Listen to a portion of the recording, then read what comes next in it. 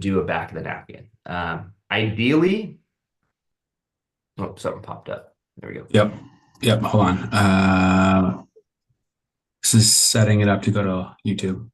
Let's see. Do a back of the napkin. Ideally, oh, something popped up. There you go. Yep. Hold on. This is setting it up to go to YouTube. Let's see. I'm getting a little feedback. Yeah, I gotta fix something real quick. Yep. Hold on.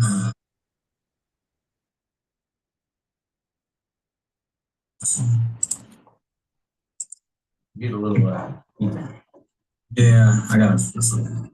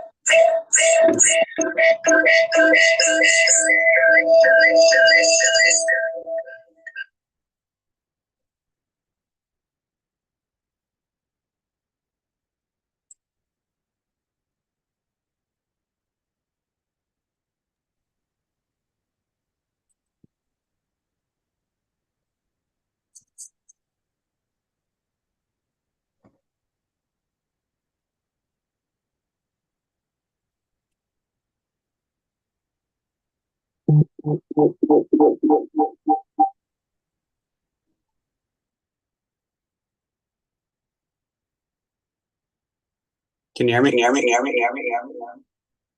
I can hear you, but it's a big echo.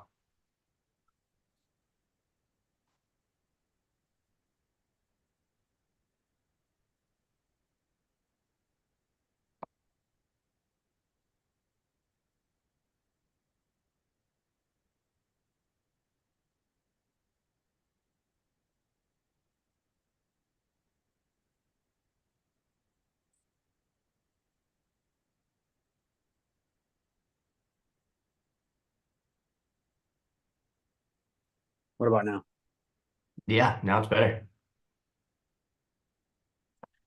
All right.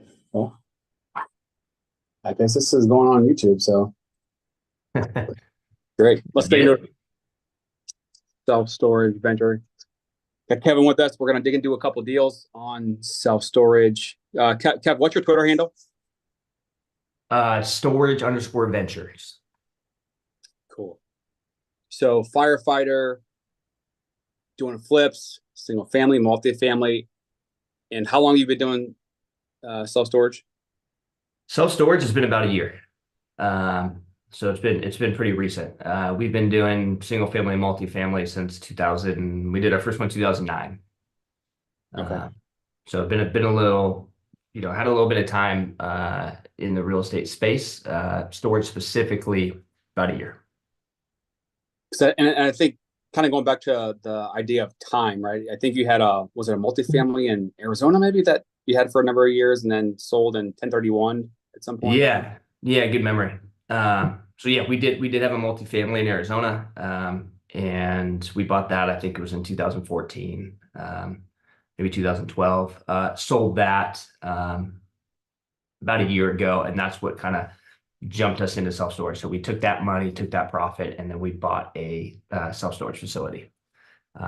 Since then, I'm partners in two others, and then we've got two that we're closing on this month. Okay. So with your career arc in real estate and the different things you've done, would you say self-storage is for somebody that's has some experience or very beginning of their journey with no experience? Where do you think is the right fit for someone to get into self-storage? And then also in this current marketplace? Yeah, it's a good question. I think I don't necessarily think it matters where you are in your journey. Either way, you're going to have to learn real estate. So whether or not you're starting with self-storage or you're starting with a single family home or multifamily, um, small bay industrial, whatever it is that you choose to start with, you're going to have to learn real estate. So I don't think there's anything wrong with starting with self-storage. I wish I had started with self-storage. I think I'd be a lot wealthier than I am now. But I did have a good base in single family, multifamily, and that served as well. As far as the market, the second part of that question, um, it's self-storage has definitely become, I guess, more mainstream than it was pre-pandemic. A lot of institutions jumped into the space. A lot of tech followed that. So there was a lot of money that came into self-storage because people were seeing the returns. So some markets, because of that, are oversupplied, oversaturated. Those aren't markets that we're going to be investing in. So I think, with self-storage, everything is super hyper local. People don't travel typically to move their things in and out of self-storage. They typically focus on self-storage around their home. So we really look at that 1, 3, 5 in a rural area, maybe up to 10-mile radius around our facility. And if those demographics, if that supply and demand fits what we're looking for, then we're okay buying in that area. But I do think you need to get hyper local with it and really dig into the demographics of that particular area. Okay. So in my world, I'm always talking about the barrier to entry in terms of cash. How much cash you need to be able to get into a deal. And if you're a house hacker buying a 4-unit property, it's, hey, 3.5% down FHA, buy a quadplex for 200 or 400 or 500, whatever the case may be. What does that look like for an average deal? Yeah, I mean, so the one I'm closing on in a couple days, $350,000 total price. I think just like single family homes, that you can get creative with financing. It's just a little bit different with self-storage, but you still have some of the same avenues. Seller financing is huge. If you can get seller financing, where you can come in with a minimal amount down, at a decent interest rate, especially when interest rates are high, you can walk into a self-storage deal with very little money down. You can get an SBA loan. Higher interest rates, more hoops to jump through, but self-storage is a business, so you can get an SBA loan. You can't do that on the residential side. You can get traditional financing just through a bank, just like you would for a house. Now, if it's not going to be your primary residence, like potentially a single family home, so your percent down is going to be higher. But if it's an income producing property, they're going to look at that income and it might not be 20% down. It might be less. It might be a little more depending on that income. So there's ways to get into self-storage without needing a bank account of millions of dollars. And it just depends on what you're looking to buy. There's all different, there's Class A, there's Class B, there's Class C. Class C is going to be self-storage, that's drive-up storage, non-climate controlled, gravel parking lot, probably not fenced or gated. And that's going to be a lot less expensive than, your San Francisco high-rise that's full of, self-storage, climate controlled space. So just depends what you're looking for. Okay. So, you and I were talking about how you analyze deals. Can you show the audience your pen and paper? Oh, my pen and paper? Yep. See this? Yep. I do. So, And what's funny is then I've got another one right here too. I have these everywhere. They're all behind me. They're everywhere. But what I do is I'll do it on pen and paper first. I don't know, something about pen and paper. I like doing it on pen and paper. And then if the back of the napkin makes sense, and I can do it on pen and paper in 2 minutes, I can pretty much get you exactly what I would offer on a facility in 2 minutes. But then what I'm going to do is I'm going to plug it into the Excel model, and we can save that for a later time, but that'll tell me kind of exactly where I'm at, and then I can tweak numbers and things like that. But I think the important part is just getting especially when you're first starting, it's like, well, I have no idea what I should offer on this, right? So that's what I use the pen and paper for, to figure that out.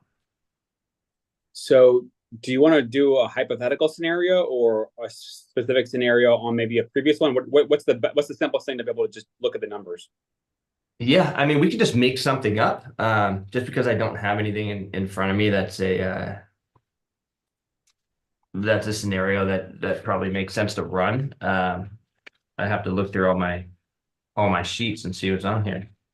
But yeah, let's just make something up.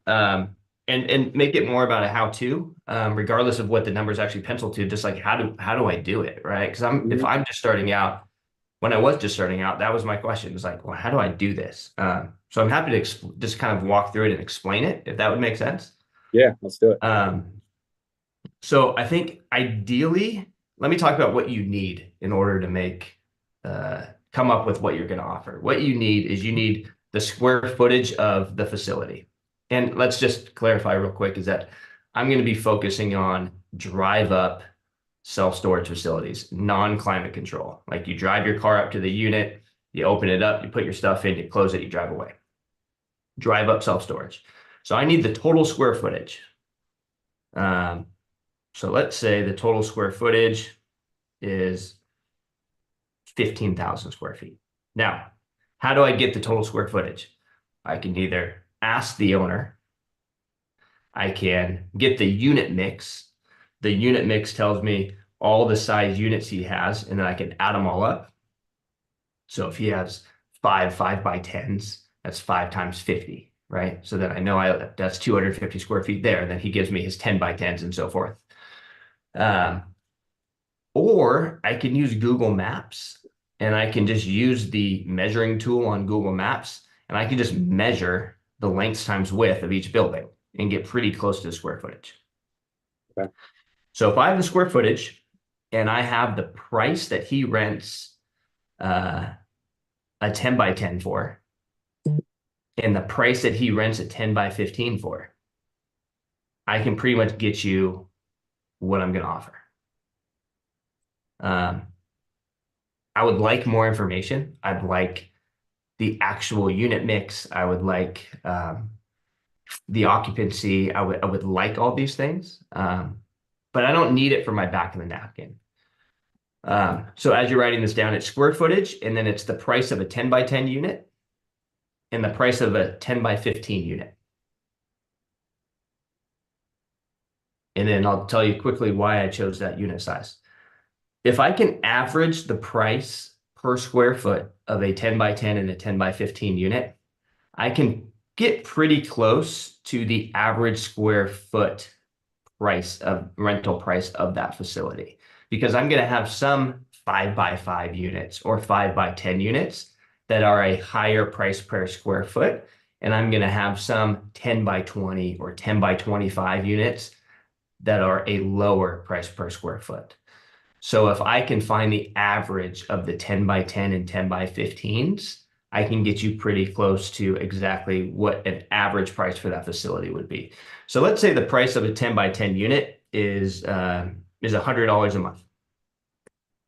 And let's say the price of a 10x15 unit is $120 a month. So my goal here is to get to the average rental price per square foot for this facility. So what I need to do is I need to take that 10x10 unit, and I need to say 100 divided by how many square feet is a 10x10? It's 100 square feet, right? So 100 divided by 100 is 1. So I do that. I write that down on my little paper. And then I'm going to take the 10x15 unit at $120 a month. So now I take $120 a month and I divide it by the square footage of that unit, which a 10x15 unit is 150 square feet. So let's see what that is. What is 120 divided by 150? 120 divided by 150, it's 0.8. Okay. So now I have the average price per square foot of a 10x15 unit is 0.8, and the average price per square foot of a 10x10 unit is 1. Now, did I lose you, or are you with me? I'm with you. I'm with you. Okay. So now what I'm going to do is I'm going to add up those two averages. So I'm going to add up 1 plus 0.8, and I'm going to get 1.8. And then I'm going to divide it by 2.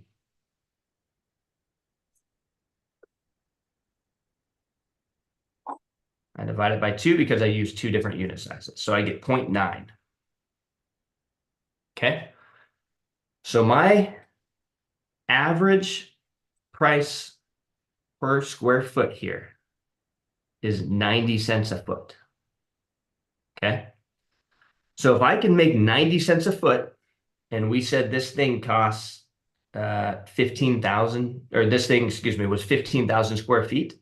Let's multiply that by 15,000 square feet. That's 13,500.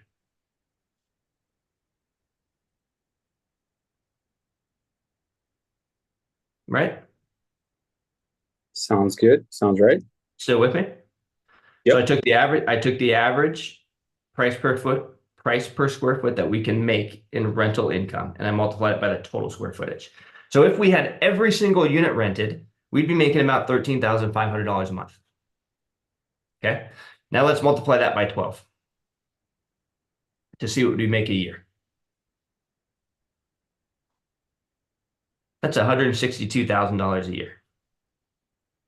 Okay. If every unit was rented all the time, right? But that's not the case, right? The way I like to do it, and I'd say it's still conservative, is I say that 15% of my units are going to be vacant. So I'm going to say I have an occupancy of 85%, right? So I'm going to take that 162 gross revenue, and I'm going to multiply it by 0.85 because I'm only actually going to be renting 85% of the square feet, total square feet. Does that make sense? Yep. So now instead of making 162,000 a year, I'm making 137,700. Okay. Now what I'm going to do is I'm going to factor in my expenses because this is all gross revenue. I need to figure out what my net revenue is going to be. My net income is going to be. So I know because I've run storage facilities that my expenses are probably going to be around somewhere between 31 and 35% of gross income. Now, I could get granular with this and I could say exactly what my expenses are going to be. I could list them out. I could say my property tax is going to be X, my insurance is going to be X, my my boots on the ground is going to be X, my management software is going to be X. And I could actually get a specific number. But for back, and that's what I'll do on the Excel. But for back in the napkin, I'm going to take the high end and I'm going to say 35% of gross revenue is expenses. So now I take that 137,700 figure and I multiply it by 0.65. I multiply it by 0.65 because I'm losing 35% to expenses. Does that make sense? Yep. So now I've just figured my net income. My net income is $89,500. That's about what I would take home each year if I own this facility, right? So you're like, okay, cool. Like we figured out our net income. Now, what am I going to offer? There's different ways to do it. Here's how I do it to get my pretty close to actual number. Is I say that if I can get this to 85% occupancy at those rental rates and make 89,000 a year, someone is willing to buy that at, depending on the market, let's say it's a more rural tertiary market, at an 8 cap, which means they are willing to buy this stabilized asset that I've now stabilized and make 8% return on their money. potentially at 7%, maybe you get better, but as a seller. But I think this is a conservative number, 8, maybe even 8.5 if I'm really in a rural tertiary market. And I want to figure out, what is this thing now worth? So I take my 89,500 and I divide that by 0.08 to figure out what would be the purchase price at an 8 cap. And I get 1,118,000.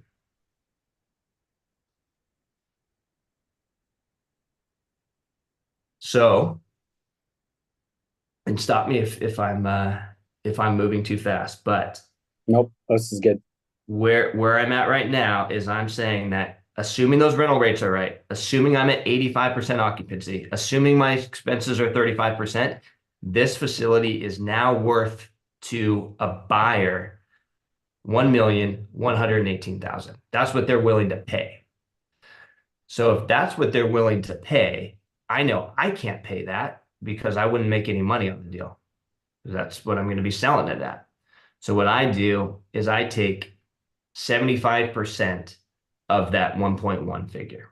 So I take the 1,118,000 times 0.75, and I come up with 839,000. 839,000. 839,000. That's And that was at 75. That's 75% of 1.1 million. Of the, yeah, exactly. 839. So now I know that if I pay 839, I've got a 25% delta that I can make. Now I'm going to have, when I sell it, I'm going to have closing costs, and I'm going to have these other things that are going to lower my, my commission, and that I'm paying the broker and everything, that are going to lower that 25% isn't going to stay actual 25. But this number right here that I just found is the most I would be willing to pay. So I'm not going to start there. I might start at 7, right? I might start at, 600,000 cash and see what they say. I might go to give an offer of 700,000, they carry, whatever it is. But I know in my head that I can go up to 839,000 and still feel like I'm getting a deal. Because I've got that 25% spread. If things go wrong, things would have to go 25% bad for me to, I'd have to be off by 25% to lose money. And I like that. And again, this is conservative. I think my expenses are not going to be 35%. I think there's a chance that I get occupancy up to 90 to 93%, depending on the market, but I'm running it conservatively. So ideally my price that I'm actually selling for is higher, but I'm going to run it like this, and this is how I'm going to figure out what I'm going to offer.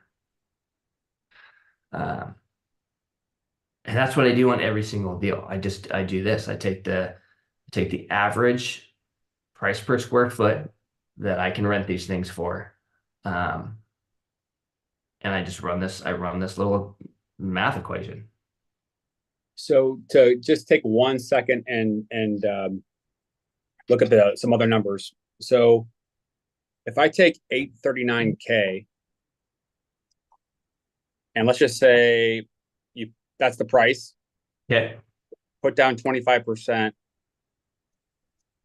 Then you're going to be with a loan amount of 629.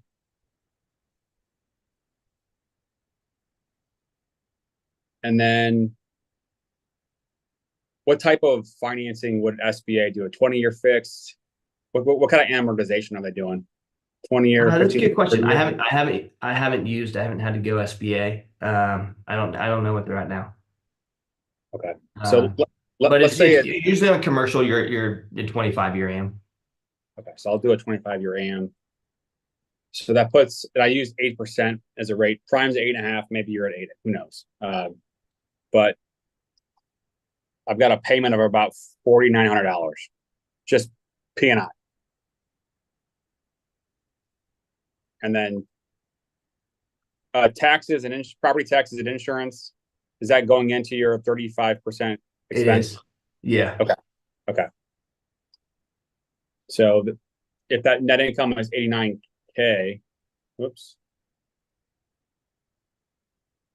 I'm sorry, let me get this out of the way. Sure. What's 89 divided by 12? 89 divided by 12 is 7.41. Okay, so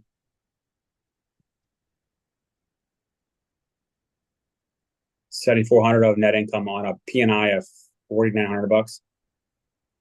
Yep. So you're left with what? 2,500. 400 minus 4,900.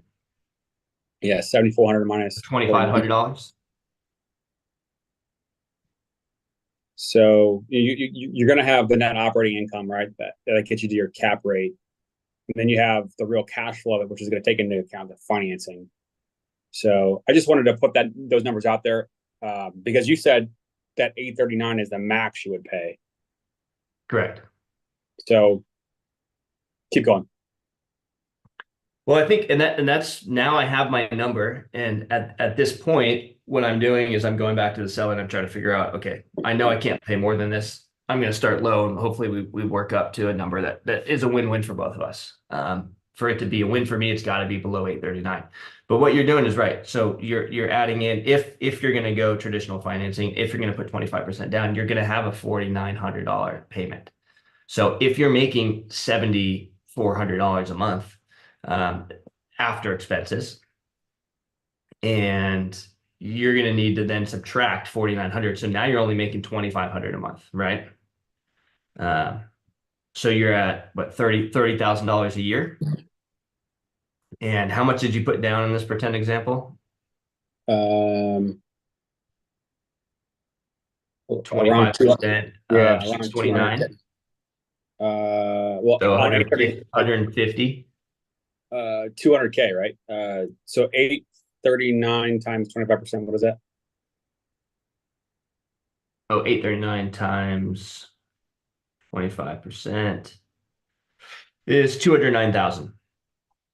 So you're making 30 a year and you have to put in 200. So you take 30 divided by 200,000, just figure out what your actual return is. Your return on this pretend example is 15% cash on cash after your payment's made and after expenses. Did I do that right? I think so. Yeah. Yeah. So your return is 15%. And again, this is a pretend example. But your return would be 15%. And obviously that return would go up when you factor in the sale of the asset because you've now forced appreciation by stabilizing it. But just your... Can you say that again? So when I factor in my return, at some point there's going to be a sale or a refinance. And if you're projecting your sale in your return, then you have to take that into account too. So not only am I making 15% every year with rental income, I'm also then going to be making some sort of percent of return when I sell the asset. Oh, okay. Okay. Or get some money back when I refinance it. Which goes back to that first number we talked about, which is the 1.1 number. Exactly. Yeah. So if I can sell for what did we say we could sell for? 1.18, 1.18, right? And let's say I'm at 6% closing costs. That's 70,000. So then I've got 118 minus 70,000. So now money to me is we'll just call it 1.1. So 1.1 minus 839 is an additional $261,000 that I'm going to make when I sell this thing. So then you're going to have to factor in that into your return as well, because your return's not just the rental income every month, it's also the amount of money you're going to get when you sell this thing, right? So your annualized return, and let's say this is a 5-year hold, we sell it in 5 years and these numbers are correct. my annualized return is going to be much higher than 15% because I'm going to factor in 261,000 over the course of 5 years because I'm also going to make that money on the sale. So we assume the 85% of occupancy is what we're trying to get to, which if you're buying it, it's probably not going to be at 85%. And is that kind of where you are able to Great potentially point. get to? Yep. Yeah, great point. So and maybe rental, and maybe I should even back up a step further. Let's go back to the 10 by 10 and 10 by 15 rental prices. They might not be at that price. It might not be $100 yet. He may be charging $70 for a 10 by 10. He may be charging $80 for a 10 by 15. I came up with 100 and 120, 100 for a 10 by 10 and 120 for a 10 by 15 in this pretend example, by taking the average of the market and what they're pricing their rentals at. So not necessarily what he has his rentals at, but where I know I can take it. So if he's at 70, but I know I can get 100, that's why I came up with 100. If he's at 80, but I know I can get 120, that's why I'm running the numbers at 120, because that's the average that the market is willing to pay. So there is going to be a time, and I'm running it at 85% occupancy. He might be at 50%. So there is going to be a time where I am either losing money or maybe breaking even until I can get this up to the numbers that I've projected here. And that's a great point. I don't know that I hit on that initially. These are not current numbers. These are numbers that I believe I can get the property to. So buying real estate is all about, inefficiencies of markets, finding that ability to have an arbitrage.